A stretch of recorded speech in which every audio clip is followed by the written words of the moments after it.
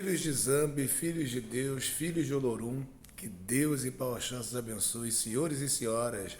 Muitos vêm me perguntando sobre EQED, tá?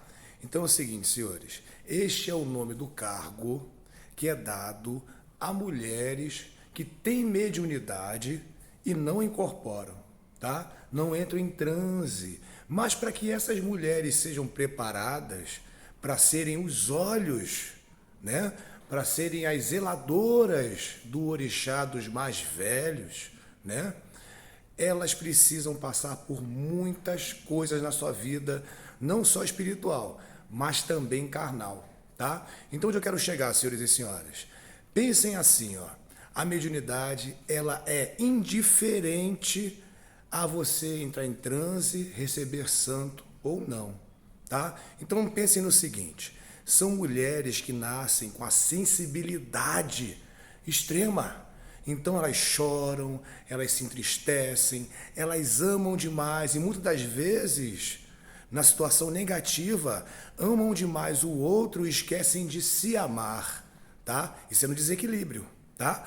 Por quê? Você precisa ser uma pessoa sensível para poder no futuro se conectar com o divino, tá bom? Então, Equedes, enxergam, escutam o mundo espiritual, têm a vidência, mas embora não possam jogar búzios no futuro, né?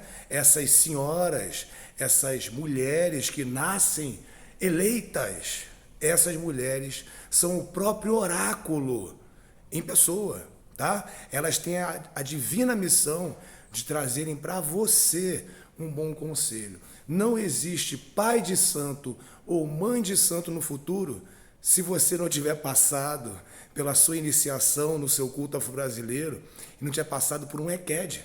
Aquela mãe criadeira, aquela que te deu banho, aquela que molhou o seu ori com as folhas sagradas de Pai Ossan, né? Aquela que traz para você o conforto, o carinho, o zelo e as noções básicas de maternidade, de família de axé, que é algo magnífico e esplêndido que hoje em dia nós temos no terreiro, tá? Qual lugar no mundo a não ser a casa de alguém que foi criado lá nos anos 90, 80, 70, 60, enfim, dos 90 para trás, que você tem a situação de bênção minha mãe, a bênção meu pai.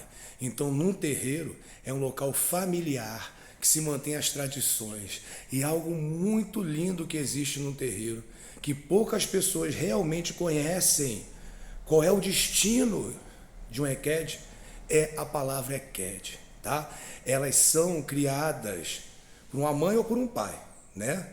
Passam pela situação de fazer santo, não podem nunca jamais, ó, raspar a cabeça, porque o cabelo ele tem uma ligação com a sua raiz ancestral nesse caso, tá bom? Então EQED não raspa para o santo, mas EQED é iniciada, tá? Então, senhoras e senhores, EQEDs passam pelo recolhimento de 21 dias em algumas culturas, tá? Mesmo assim, EQEDs já saem do roncó ou do quarto de santo preparadas em condições de seguir o seu destino, a sua caminhada espiritual, tá? Que basicamente é, com todo amor e sensibilidade que elas nasceram, seguir em frente em devoção ao orixá, tá? Mas antes de entrarem para o corpo mediúnico de um terreiro, vamos colocar assim no popular, essas mulheres passam por testes de fé, de sobriedade.